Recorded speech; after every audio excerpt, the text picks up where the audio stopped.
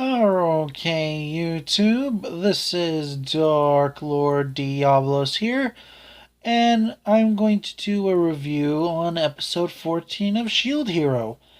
And I've got to say, this must be my favorite episode of the series because we have more character development for Melty and Raftelia. And it's actually really, really good. I mean, like, really, really good. I'm not trying to, say the other episodes are bad.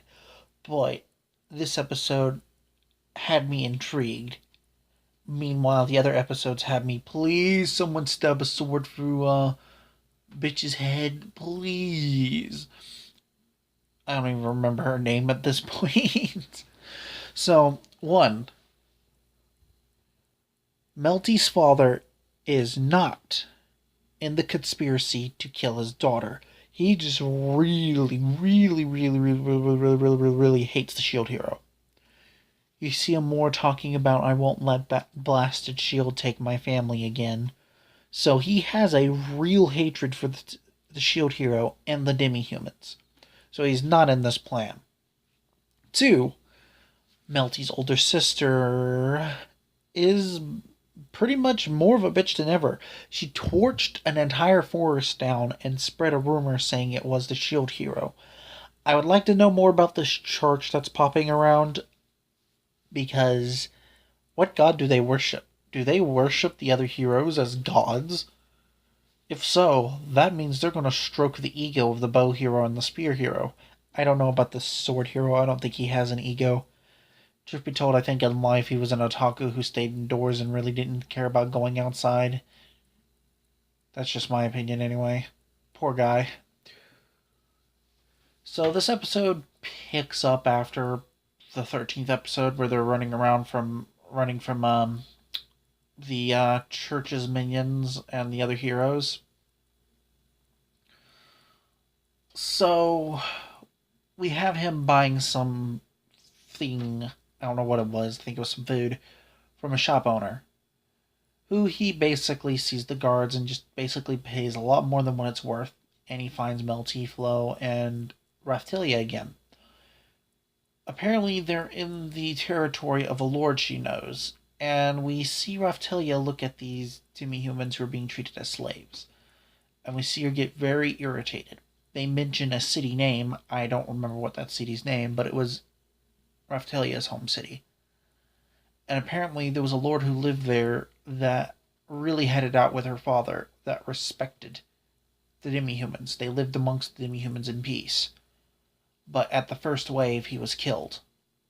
And then, according to Melty, I mean, not Melty, but Raftelia, we have these guards under their country's banner come in and capture all the demi-humans.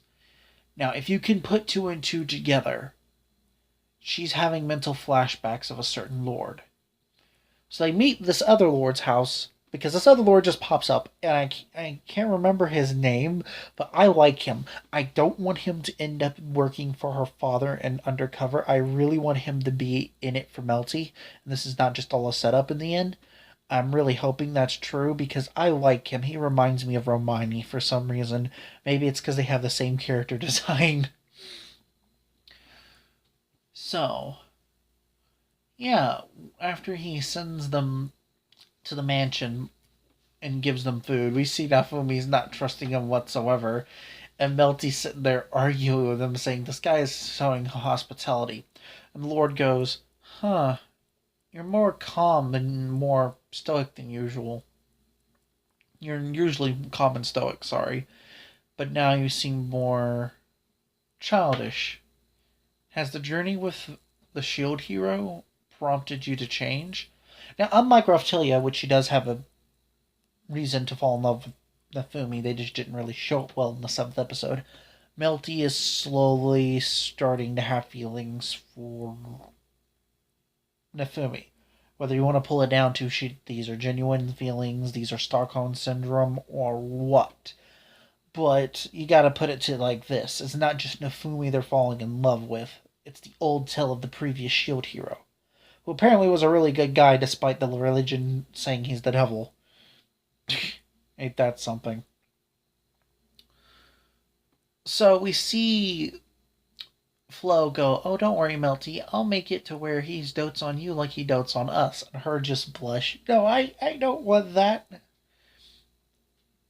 And we see why. That night, Nafumi's up and see Melty staring out a window, and he talks with Melty. Melty wants to do more to help out the country. She's a royal person. She's a royalty. And she feels most of this is her fault because she didn't do anything. And he basically puts his hand on his shoulder and comforts her, and she tells him thank you, and he's like, what? And, the traditional guy doesn't know what he's doing crap. So, she manages to get some sleep that night, but Raphtalia has a nightmare. And she sees one of her friends get taken away by this big old ogre looking guy. Then she wakes while she's having this nightmare. Nafumi comforts her, gets her to calm down, but she still wakes up that night.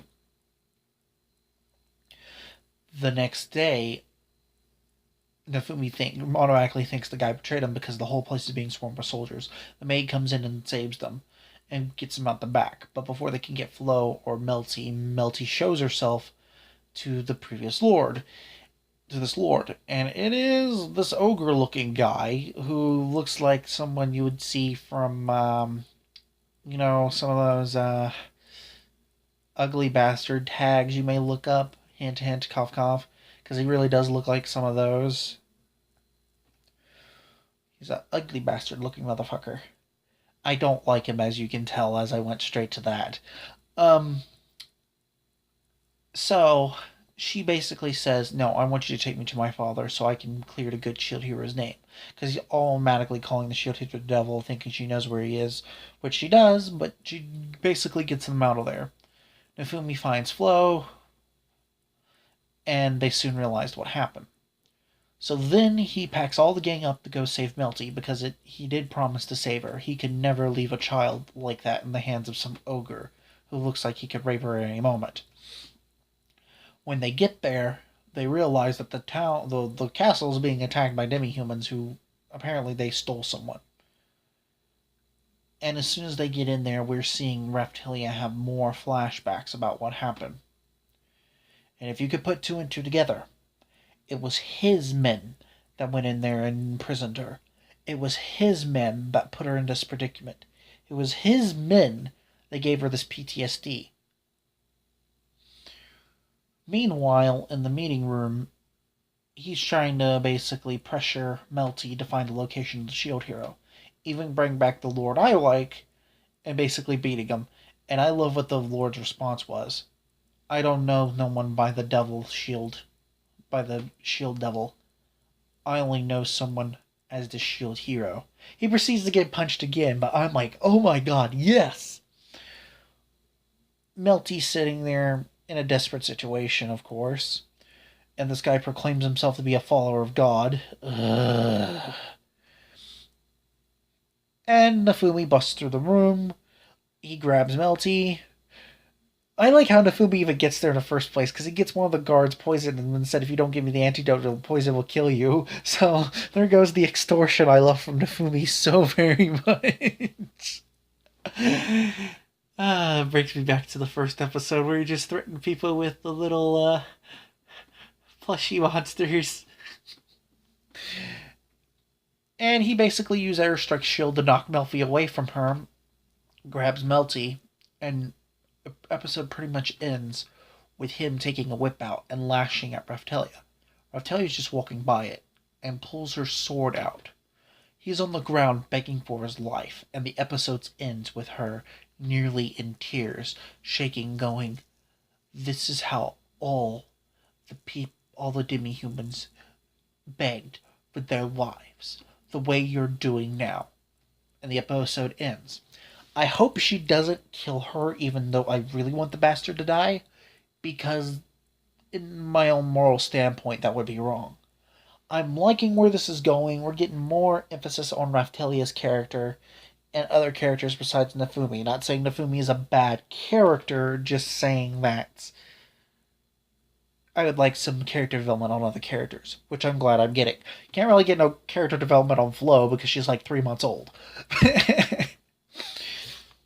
Well, that's it for this review. I'm hoping everything goes well in the next 2 episodes, and I'll see you next time. I have wonderful things in the works planned. So, ciao. Okay, now that I have it back. Work. Okay, I can do that. Now, let's see if I can access. Access denied. What? Um, okay. Access denied. Ugh. I probably got locked out of most of the systems into it. I'll just have to send it to the slave. I mean, Grease downstairs to analyze.